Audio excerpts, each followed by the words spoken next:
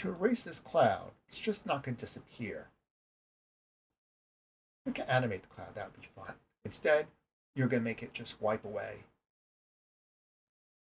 And this will bring up masking and applying effects just to a mask. Let's do the wipe away part by giving us something to look at first. And that's going to be the other hand wiping it away. And these hands were brought through Photoshop to make the backgrounds transparent. And here's the hand. This is the other hand.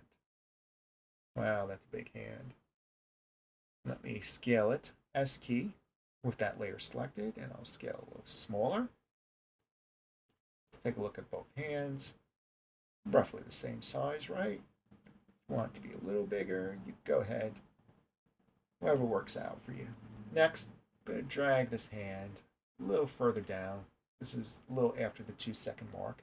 So our story starts out, someone draws a cloud, and then someone erases the cloud. Not just slaps their hand up on the chalkboard like that, slap. No, they're going to be erasing this cloud. And we'll be making this hand a little bit bigger. And the hand's going to start somewhere over here. And just like before, moving this pivot down to here. Picking back up the move tool. Lowering the hand a little bit. And before I continue, I notice a little pixel cleanup needed in Photoshop. Let's take care of that now. Right-click on this hand and reveal in Explorer, or just show it wherever it lives on your hard drive. And open it up in Photoshop again. So right-click, open with, and select Photoshop, or however you want to open it up in Photoshop. And the reason we're doing this, get rid of some of that non-transparent pixels. So with the Magic Wand tool selected, just click in there, change the tolerance, the sensitivity of pixel selection by changing this number. Higher numbers mean more pixels will be selected, lower numbers more precise with the color pixels that are selected. Now press the delete key. And that seemed to do the job. Now when I save it, Command S or Control S, I don't need Photoshop anymore. You can see that it's instantly updated in After Effects, so you can continue working with it. Zoom out again. All right, this hand's going to erase that cloud. And animating the action first, and then dealing with the effect. So the hand maybe comes in from here. P key for position. Clicking here. And let's say a second later. Let's say 10 frames later. Hands up to here.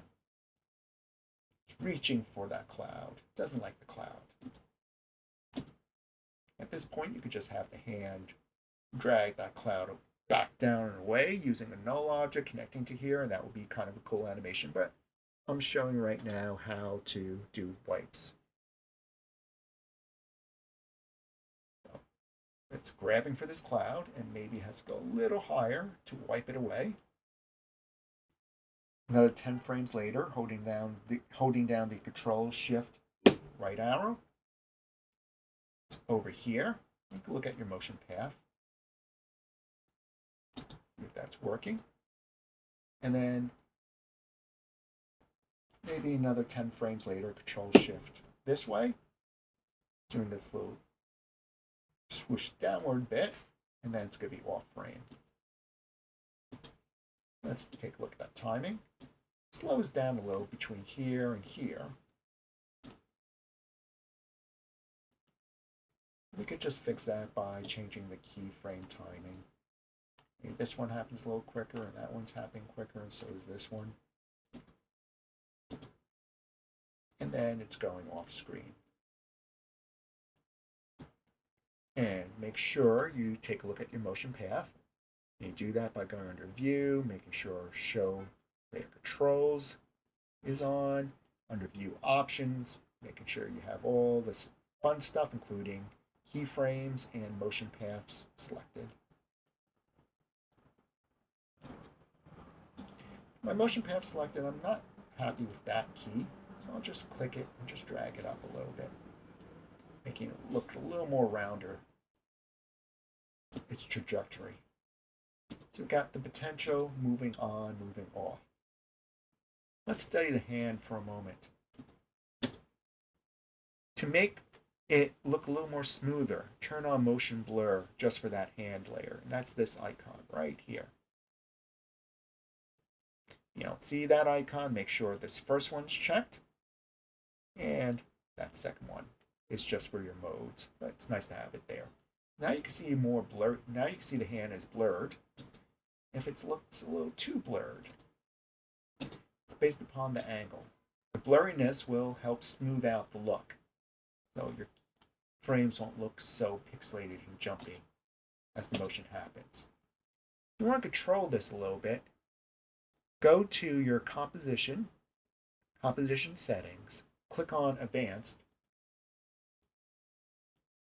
and shutter angle would be the angle of blurriness. If you want it to be a little less blurry, since it's going from left to right 90 degrees, you can see kind of solidifies it a little more. And I like 90 degrees.